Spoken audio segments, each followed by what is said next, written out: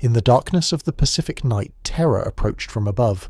Japanese bombers, hidden by the cloak of darkness, hunted American warships with deadly precision.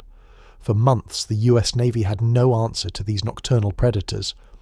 But in the summer of 1944, everything changed. This is the story of how American innovation, courage, and technological brilliance transformed the night sky from a Japanese sanctuary into an American hunting ground. When war erupted in the Pacific on December 7, 1941, Japan possessed one of the most formidable naval aviation forces in the world. The Imperial Japanese Navy had spent years perfecting carrier operations, and they held a crucial advantage the Americans lacked: mastery of night combat operations.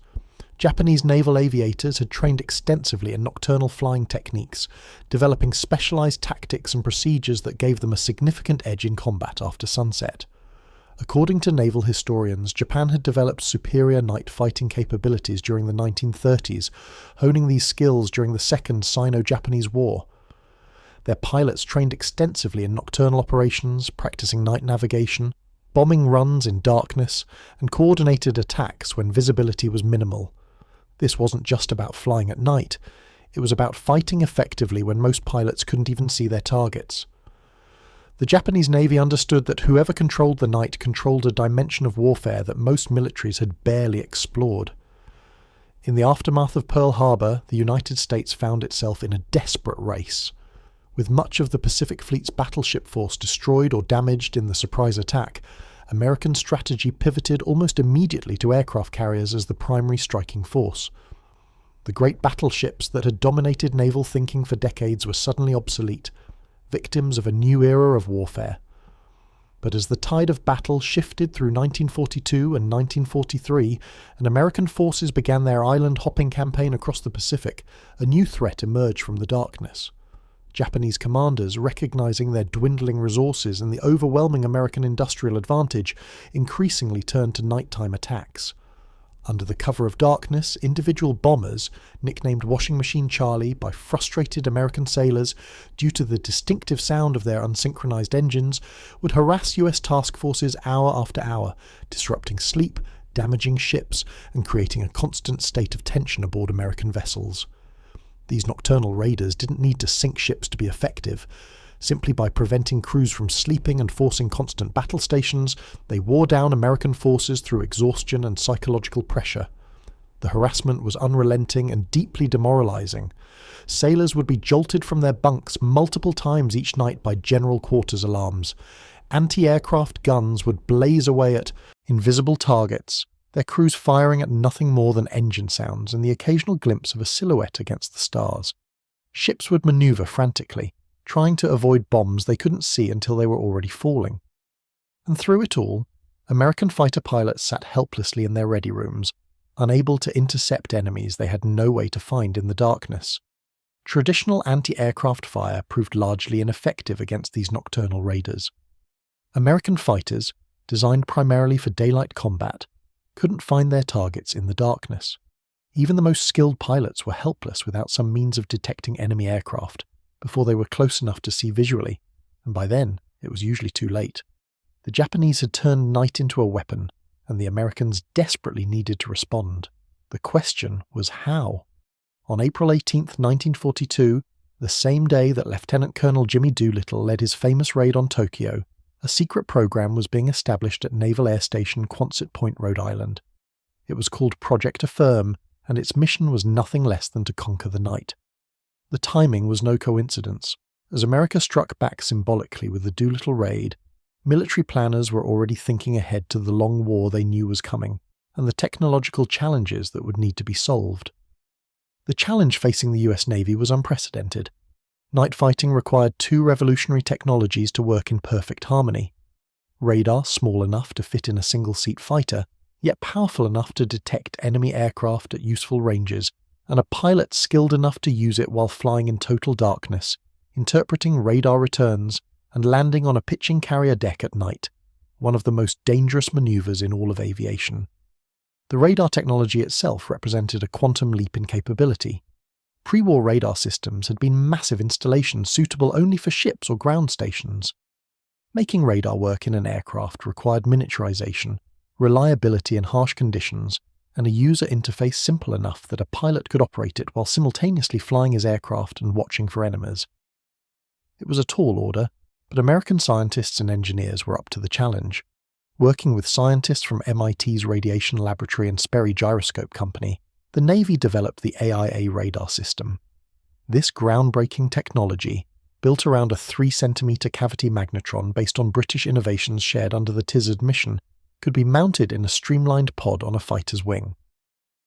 The cavity magnetron itself was one of the war's most important technological developments, a device that could generate the high-frequency microwaves necessary for compact high-resolution radar. British scientists had invented it, and American industry had refined it for mass production. The first aircraft selected for night fighting was the Vought F4U Corsair.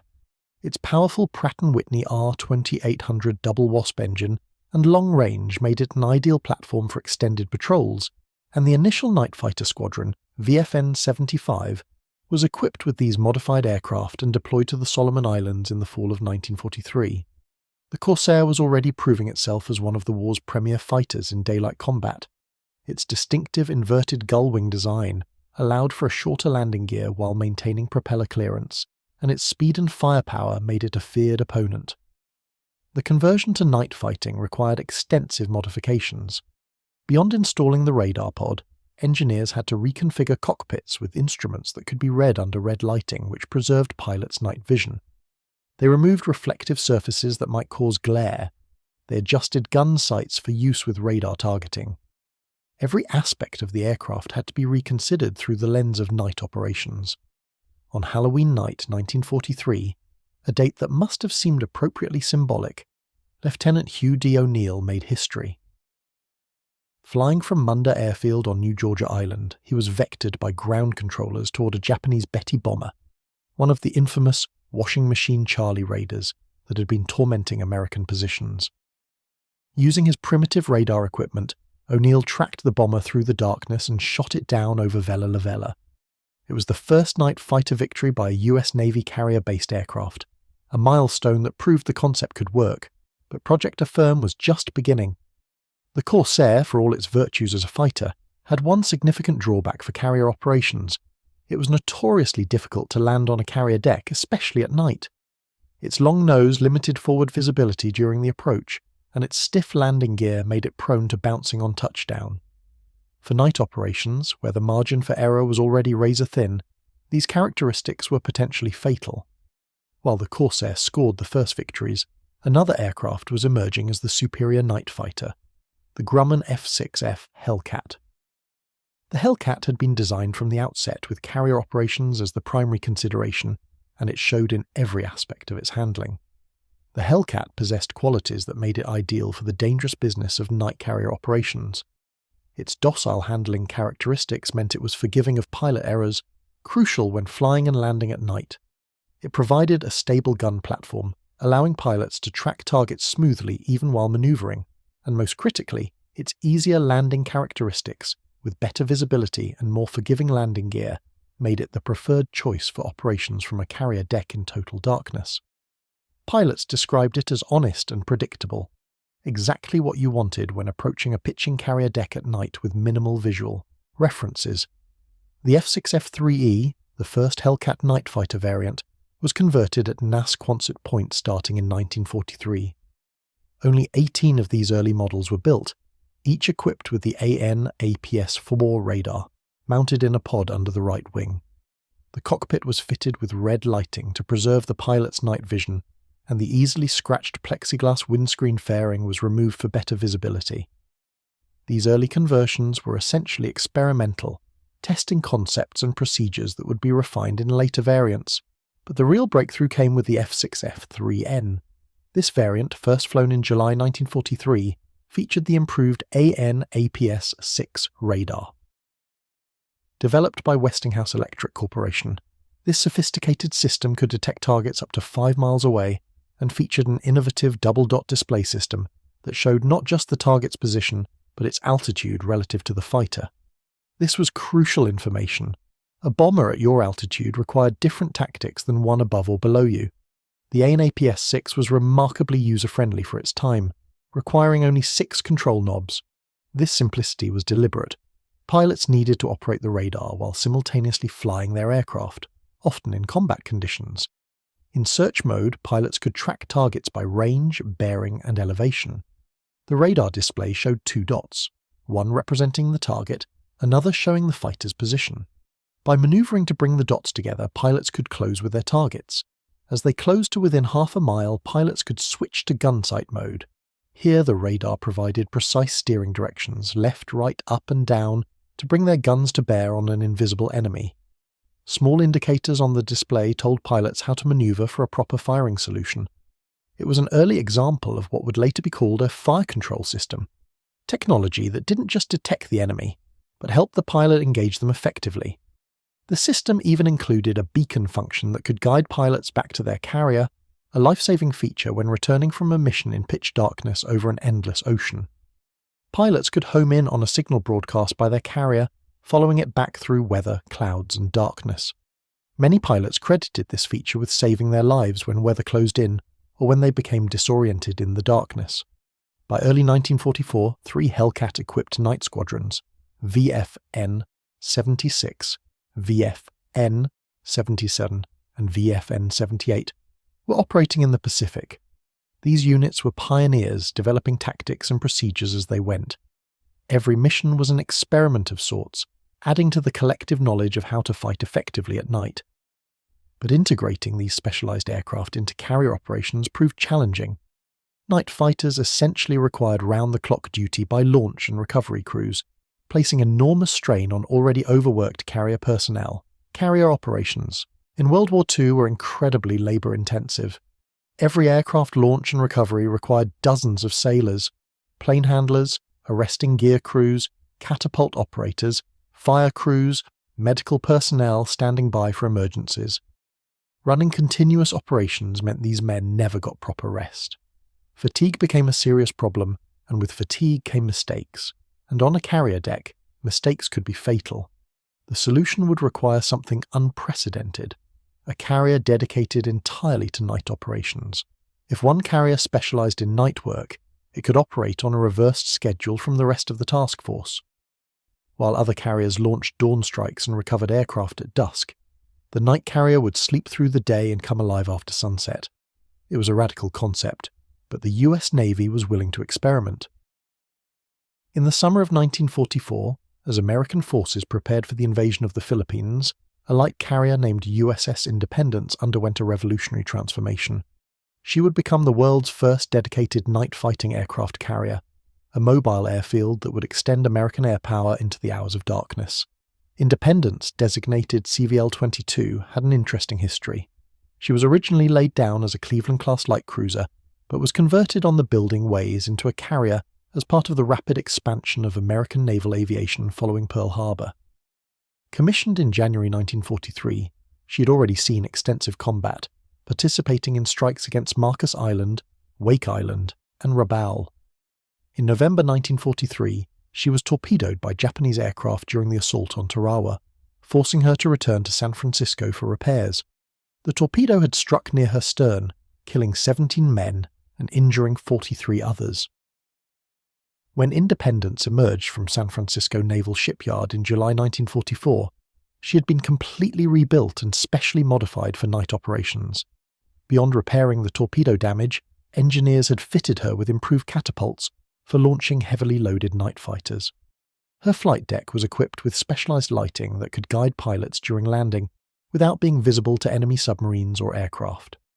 Her radar systems were upgraded.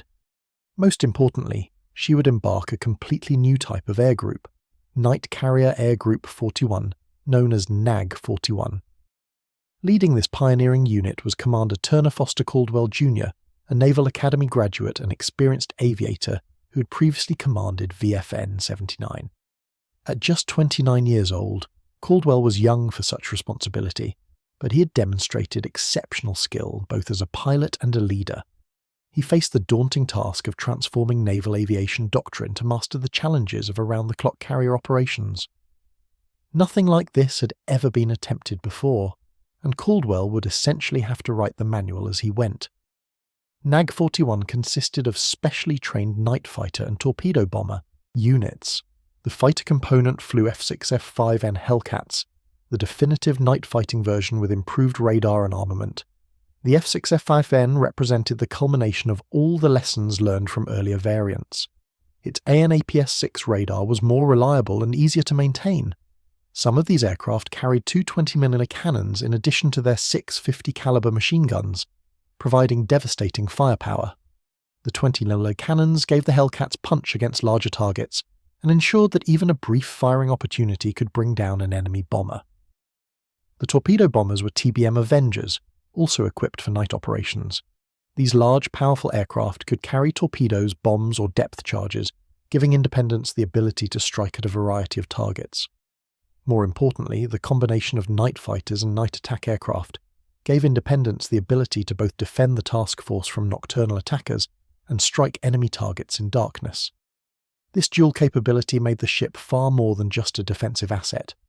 From July through August 1944, Independence conducted intensive training out of Pearl Harbor and Eniwetok Atoll. Pilots practiced the most dangerous maneuver in naval aviation, landing on a carrier deck at night.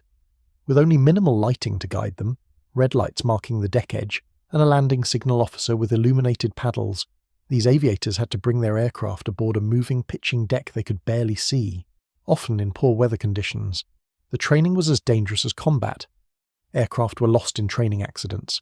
Pilots misjudged their approaches and crashed into the sea. Others landed too fast or too slow and crashed on deck. Some simply became disoriented in the darkness and never found their way back to the ship. But gradually, through repetition and determination, the pilots of NAG-41 mastered these challenging techniques. Each training flight added to their collective knowledge. Pilots learned to trust their instruments even when their instincts told them otherwise. They developed techniques for maintaining spatial orientation in total darkness. They practiced emergency procedures until they became second nature. The training regimen was grueling, with pilots flying multiple sorties per day, both in daylight to maintain their basic skills and at night to hone their specialized capabilities. The physical demands were enormous. Night flying disrupted normal sleep patterns, leaving pilots chronically fatigued. The mental strain of operating complex equipment while flying in darkness took its toll. The constant awareness that a single mistake could be fatal created psychological pressure that some pilots couldn't handle. Those who couldn't adapt were quietly reassigned to day fighter squadrons. Those who remained were the best of the best. Pilots who combined exceptional skill with iron nerves and unwavering determination. The margin for error was razor thin. A missed approach could send an aircraft into the ocean, and rescue in darkness was problematic at best. An error in judgment could result in a crash on deck, destroying aircraft and killing crew members in the resulting fire and explosions. The landing signal officer, the LSO, had to make split-second decisions about whether an approach was safe, giving pilots the cut signal at exactly the right moment, or waving them off if something looked wrong. At night, this already difficult job became exponentially harder. The LSOs themselves were specially trained for night operations. They had to judge aircraft speed, altitude, and angle of approach with minimal visual references. They developed an almost intuitive sense for when an approach was correct, relying on experience and instinct as much as visual observation. The relationship between pilot and LSO became one of absolute trust. Pilots had to trust that the LSO would guide them safely aboard, and LSOs had to trust that pilots would follow their signals instantly and without hesitation. Yet these pilots trained relentlessly, knowing that American lives depended on their ability to master the darkness. They understood that every successful night fighter intercept meant American ships wouldn't be hit by Japanese bombs. Every nocturnal strike they conducted meant enemy reinforcements wouldn't reach the battlefield. The price of failure was measured in American casualties, and that knowledge drove them to push through fatigue, fear, and frustration. By late August 1944, Independence was ready for combat operations. Her air group had qualified for night carrier operations. Her crew had drilled endlessly on the procedures for around-the-clock flight operations. Commander Caldwell had developed a doctrine for how to employ his unique capabilities. The world's first dedicated night carrier was ready to prove her worth. On August 29, 1944, Independence sailed from Eniwetok as part of a large task group heading for the Palau Islands. The invasion of Peleliu would secure bases for the final assault on the Philippines, and Independence would provide night reconnaissance and night combat air patrol for Task Force 38, Admiral William Halsey's fast carrier force. It was a trial by fire for the night carrier concept. Beginning September 9, 1944, Night Air Group 41 commenced combat operations with raids on Mindanao in the southern Philippines, followed by strikes on the Visayas and Clark Field on Luzon. For the first time in the Pacific War, American carrier aircraft could attack around the clock. While conventional carriers launched dawn strikes, recovered aircraft at midday, and launched afternoon strikes, Independence operated on a different schedule entirely. Her aircraft took off at dusk, hunted through the night, and returned near dawn. Japanese commanders were stunned. Their strategy of using darkness as a shield had been shattered. American fighters now hunted them through the night sky, guided by electronic eyes that pierced the darkness. The psychological impact was profound. Nowhere was safe, not even in the protective cloak of night. Japanese pilots who had grown accustomed to flying unmolested after sunset now faced the same danger they experienced during the day. On September 12th, two of Commander Caldwell's pilots achieved the first genuine night fighter success for NAG-41 when they shot down a Betty bomber near the task force. The Japanese aircraft, attempting its usual harassment mission, never saw the Hellcats approaching from the darkness. The American pilots, guided by their radar and ground controllers, intercepted the bomber well away from the fleet, shooting it down before it could attack any ships. It was exactly the kind of victory the night carrier concept was designed to achieve. The interception demonstrated the effectiveness of the integrated system that had been developed. Ground-based radar on ships detected the incoming Japanese bomber at long range. Fighter directors vectored the Hellcats toward the target, guiding them through radio communications. As the fighters closed within range of their own radar, they took over the intercept, tracking the enemy aircraft on their scopes. The pilots maneuvered into firing position, and when their radar indicated they were close enough, they opened fire. The Betty exploded in a fireball that briefly illuminated the night sky, then plunged burning into the sea below. For the pilots involved, it was a moment of validation. All the training, all the practice, all the risks they had taken learning to fight at night had proven worthwhile. For the task force commanders, it demonstrated that the night carrier concept could provide effective defense against nocturnal raiders. For the Japanese, it was a shocking revelation. The Americans could now find and destroy them even in total darkness. As October arrived, the tempo of operations increased dramatically. Independence participated in strikes on Okinawa, Formosa, and throughout the Philippines in preparation for the invasion of Leyte.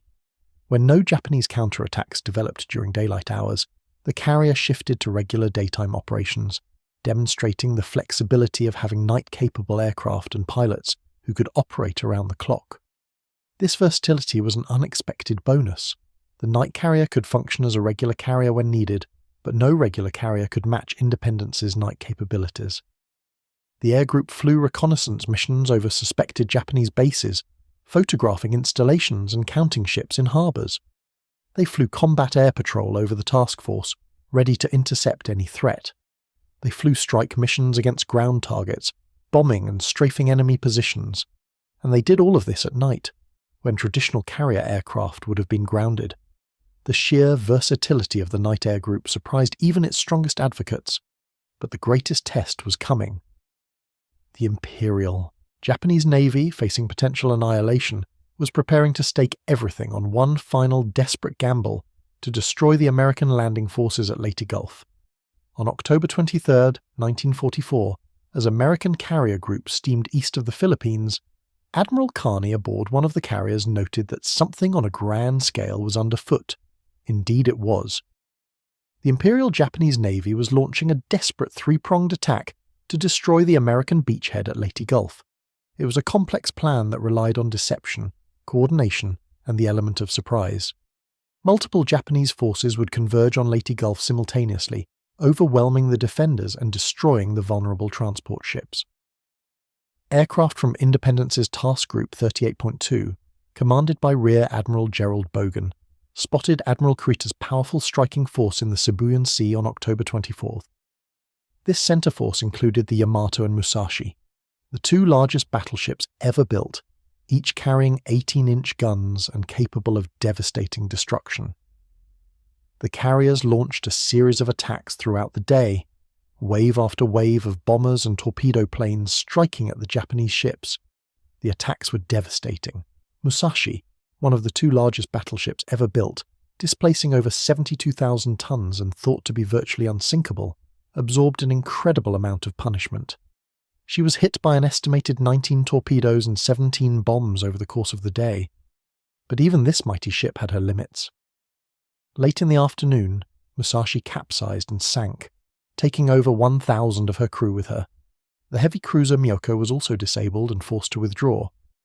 As darkness fell, Admiral William Halsey made the controversial decision to pursue the Japanese Northern Carrier Force with his entire available strength, leaving the San Bernardino Strait unguarded. It was a decision that would be debated for decades afterward. Halsey believed he was pursuing the main Japanese threat, but in reality, Ozawa's carrier force was a decoy, and it worked. With Halsey's carriers steaming north, Kurita's battered but still powerful center force reversed course and headed for San Bernardino Strait unopposed.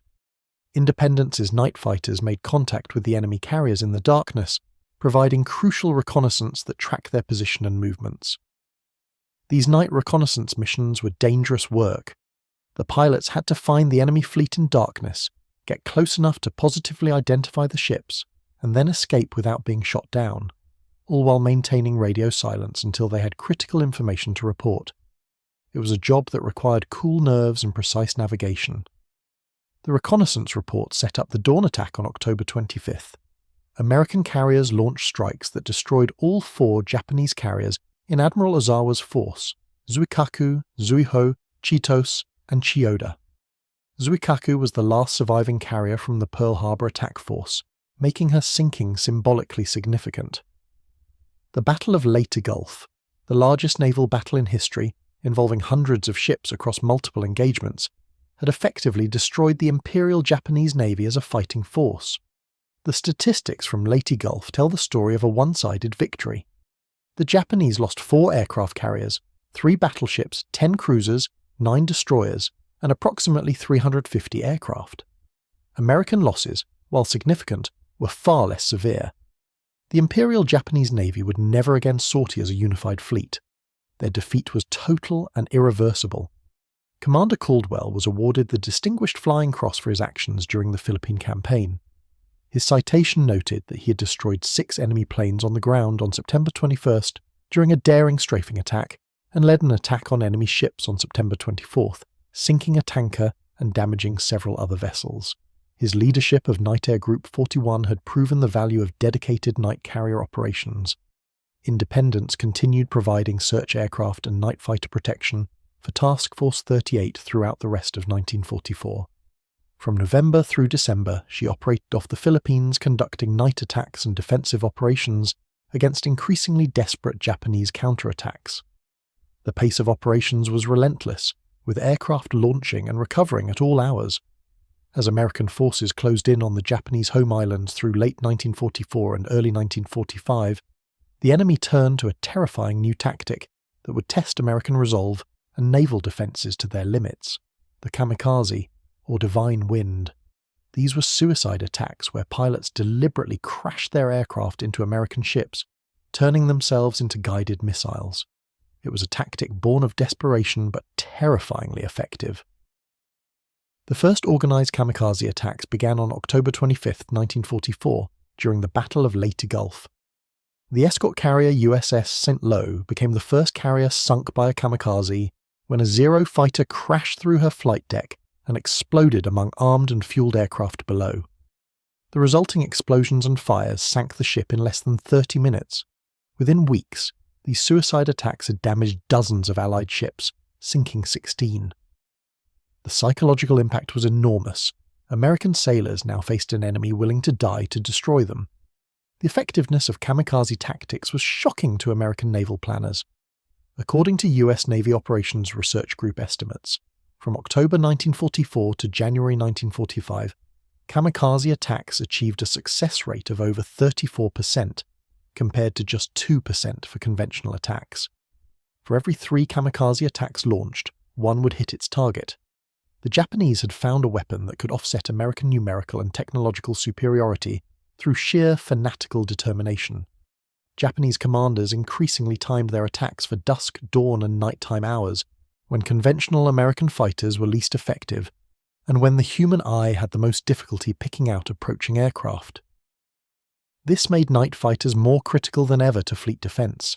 If kamikaze attackers could be intercepted in darkness before they reached the fleet, American ships would be spared. Independence's night fighters rose to meet this threat. Operating in the treacherous twilight hours and complete darkness, these pilots hunted kamikaze aircraft before they could reach the fleet. Every enemy bomber shot down in the darkness was one less suicide attack against American ships, one less explosion tearing through a vessel's hull, one less group of sailors burned or drowned.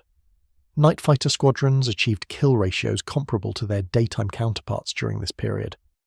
While Japanese strategy restricted most night operations to small raids rather than large-scale attacks, they lacked the training and navigation capabilities for massed night attacks.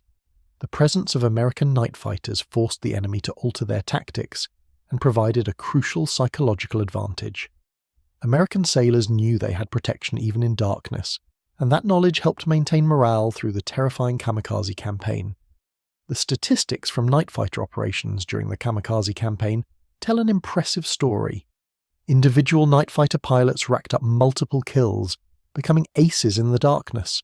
Entire squadrons maintained operational readiness rates that matched or exceeded daytime units, despite the additional challenges of night operations. The loss rate for night fighters was actually lower than for day fighters, partly because they often engaged enemies who had no idea they were being stalked until it was too late. The psychological impact on Japanese forces was significant.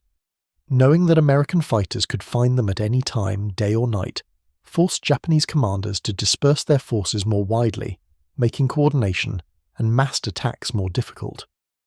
It disrupted their operational tempo and forced them to expend resources on defensive measures that might otherwise have been used offensively. The simple presence of American night fighters, even when they weren't actively engaging enemy aircraft, created a deterrent effect that shaped Japanese tactics and strategy. From September 1944 through January 1945, Independence operated as a full-time night carrier, marking a revolution in naval warfare. For the first time in history, a carrier task force could sustain offensive and defensive operations 24 hours a day, 7 days a week. The carrier never truly slept. There was always aircraft in the air, always pilots ready to launch, always the capability to strike at enemies or defend against attacks regardless of the time of day. The logistics of maintaining such operations was staggering. Maintenance crews worked around the clock, servicing aircraft and repairing battle damage. Ordnance handlers loaded bombs and ammunition in darkness, using minimal lighting to avoid detection. Flight deck crews choreographed the complex dance of launching and recovering aircraft at all hours. Cooks prepared meals on shifted schedules to feed crews working at unconventional times. Every department on the ship had to adapt to the demands of continuous operations. The ship's company developed specialized procedures for everything from refueling at night to transferring wounded personnel in darkness. They learned to operate with minimal lighting, developing techniques that allowed them to work effectively while maintaining blackout conditions. They became experts at rapid damage control in low-light conditions, knowing that a fire or flooding emergency at night could be catastrophic if not handled quickly and efficiently. The impact went far beyond individual victories or even the tactical advantages of night operations. The presence of night fighters forced Japanese commanders to completely rethink their operational planning. Airfields that had once been safe from attack after sunset were now vulnerable to American strikes at any hour. Supply convoys that had moved at night to avoid air attack now faced the same danger in darkness as in daylight. The entire Japanese defensive strategy in the Philippines had to be reconsidered. Vice Admiral John S. McCain, commanding the fast carriers during the Luzon operation, used this capability to place what he called a big blue blanket over Japanese airfields. American fighters conducted sweeps day and night for 3 consecutive days in December 1944. This prevented enemy aircraft from taking off or landing, effectively neutralizing entire air groups. Japanese pilots who managed to get airborne couldn't return to their bases. Ground crews couldn't service and rearm aircraft. The continuous pressure broke the back of Japanese air power in the Philippines. In early January 1945, Independence supported the Lingayen Gulf landings on Luzon, providing night reconnaissance and combat air patrol as American forces stormed ashore. Admiral Halsey then led the fleet on a daring foray into the South China Sea, striking targets on Formosa and the coasts of Indochina and China. American aircraft attacked enemy installations around the clock, destroying supplies, sinking ships, and demonstrating American dominance of both sea and air. These operations supporting the Philippines campaign marked the peak of Independence's night carrier operations. The concept had proven successful beyond the Navy's most optimistic projections. But the strain on the ship and her crew was immense. Operating around the clock meant the crew never got proper rest. Maintenance had to be performed continuously. Accidents increased as fatigue set in. Even with a motivated, well-trained crew, there were limits to how long such intensive operations could be sustained. On January 30th, 1945, Independence sailed for repairs at Pearl Harbor. Her pioneering work as a dedicated night carrier was complete. She had demonstrated that around-the-clock carrier operations were feasible, effective, and could provide crucial advantages in combat. The lessons learned from these operations would influence carrier doctrine for decades to come, shaping how the US Navy thought about and planned for sustained combat operations. While Independence returned to conventional operations after her repairs, serving out the rest of the war as a regular light carrier, the night fighter program she had pioneered continued to expand. More night fighter squadrons joined the fleet, and additional carriers incorporated night operations into their capabilities. The concept had proven itself, and the Navy was committed to making it a permanent part of carrier aviation. During the Battle of Okinawa in 1945, the war's largest and most sustained kamikaze campaign, night fighters played a crucial defensive role. The first Operation Kikusui attack on April 6-7 involved hundreds of suicide aircraft, many attacking during twilight hours when visibility was poor and conventional fighters were less effective. Night-capable Hellcats and Corsairs defended the fleet when conventional fighters would have been helpless, shooting down attackers in the dim light of dawn and dusk. The Okinawa campaign represented the culmination of everything the night fighter program had accomplished. Multiple carriers now operated night-capable aircraft. Coordination between ships had improved dramatically. Radar systems were more reliable and effective. Pilots were better trained. The entire system had evolved from the experimental operations of 1944 into a mature, effective defensive capability. Japanese attackers found themselves facing a layered defense that extended through all hours of the day and night, giving them no respite and no safe window for attack. The battle lasted 82 days, from April through June 1945, and during that time, night fighters were in constant action. They flew in rain, through clouds, in darkness so complete that pilots described it as flying inside a bottle of ink. They battled fatigue as the campaign stretched on week after week. They witnessed the horrors of kamikaze attacks up close, seeing ships torn apart and sailors killed, knowing that every enemy they shot down might save dozens or even hundreds of American lives. Over 500 F6F Hellcats were eventually produced, making them a standard part of carrier air groups in the war's final months. The concept of round-the-clock carrier operations that Independence had proven became standard doctrine for the US Navy. By war's end, most American carriers had at least some night-capable aircraft, and pilots trained in night operations. Production of night fighters ramped up dramatically in early 1945 as the Navy recognized their value. Grumman's factory in Bethpage, New York, delivered night fighters at an accelerating pace, and conversion facilities modified existing Hellcats to night fighter configuration. The industrial mobilization that had produced thousands of conventional fighters now turned to producing the specialized equipment needed for night warfare. Radar sets, specialized instruments, and modified cockpits became standard production items rather than custom modifications. The numbers tell the story of the night fighter program's success. Night fighter squadrons in the Pacific achieved approximately equal kill ratios to day fighters, despite operating in far more challenging conditions. VFN 76, operating from multiple carriers throughout the war, became the highest-scoring night fighter squadron, with one detachment achieving 26 victories. Individual pilots became aces flying night missions, proving that skill and technology could overcome the disadvantage of darkness.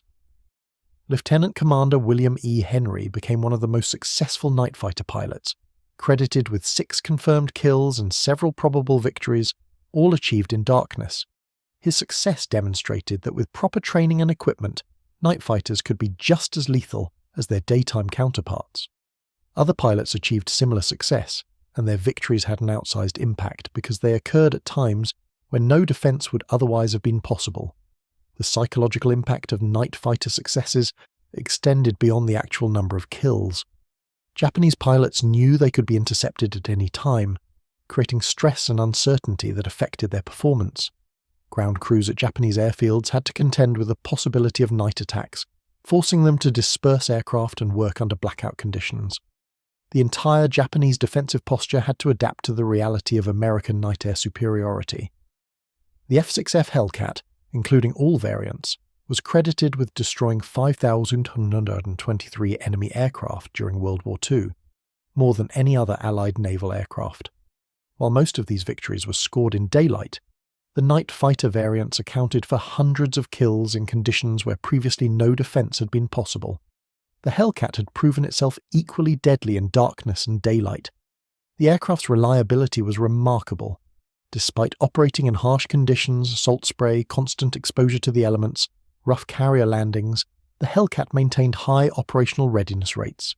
Maintenance crews praised its rugged construction and relatively simple systems. Pilots appreciated its predictable handling and forgiving characteristics. It wasn't the fastest fighter or the most maneuverable, but it was exactly what carrier operations needed: tough, reliable, and effective. The radar systems, too, proved more reliable than anyone had expected. Early concerns about the durability of complex electronic equipment in combat conditions proved largely unfounded. While radar sets did fail occasionally, usually they could be repaired quickly aboard ship. The systems were robust enough to withstand carrier landings, which subjected them to tremendous shock and vibration, and they were simple enough that pilots could learn to operate them effectively with reasonable training periods. From the Japanese perspective, the appearance of effective American night fighters represented a devastating blow to their strategy.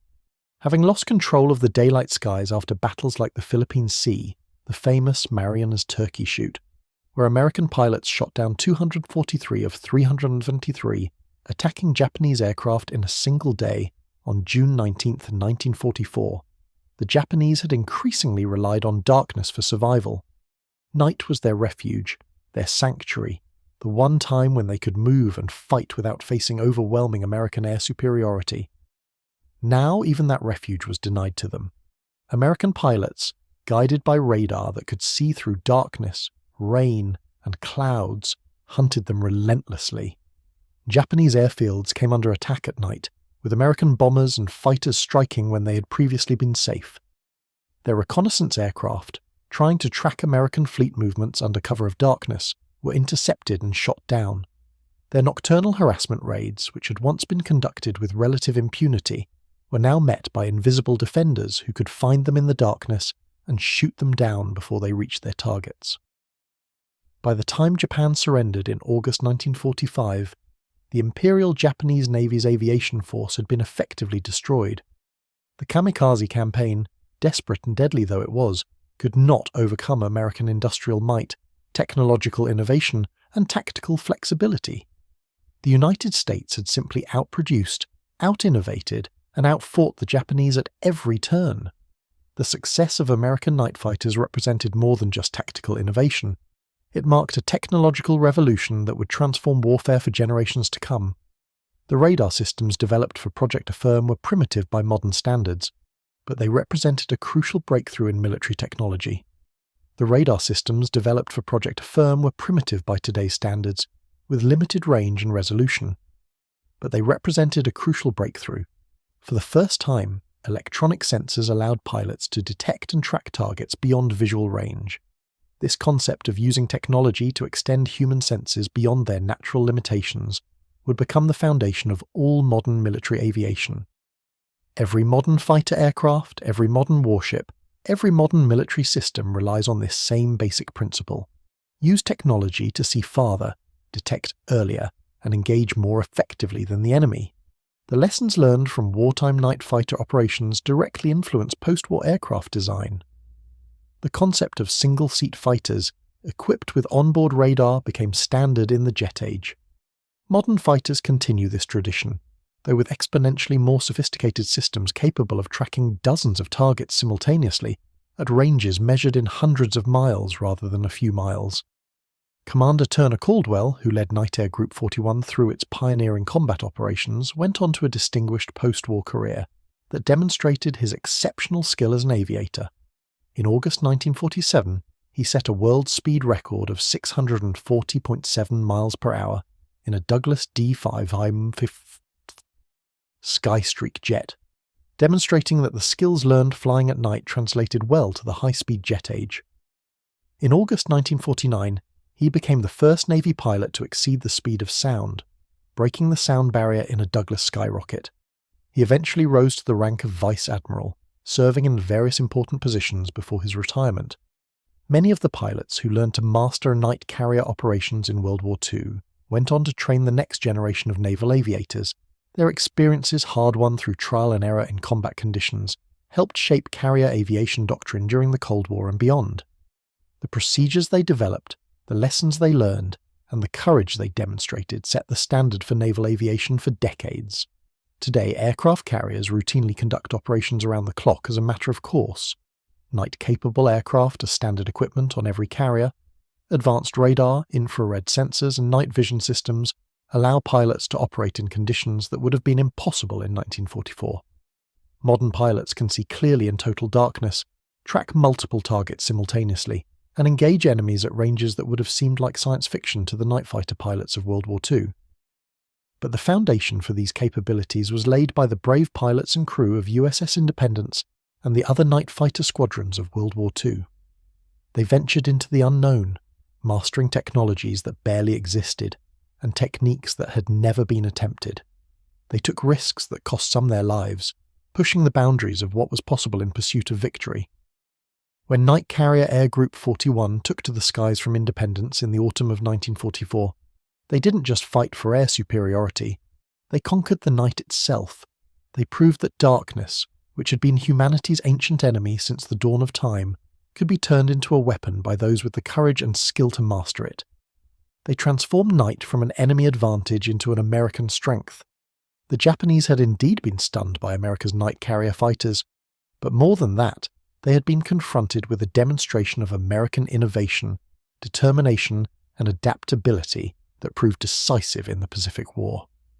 Time and again throughout the war, when faced with a challenge or disadvantage, American forces found a way to innovate their way to a solution. The night fighters were just one example of this broader pattern of American innovation and adaptation. The night had belonged to Japan in 1942 and 1943, but by 1945 the night, like the day, belonged to America. And that transformation, from Japanese sanctuary to American hunting ground, stands as one of the most remarkable achievements of the Pacific War.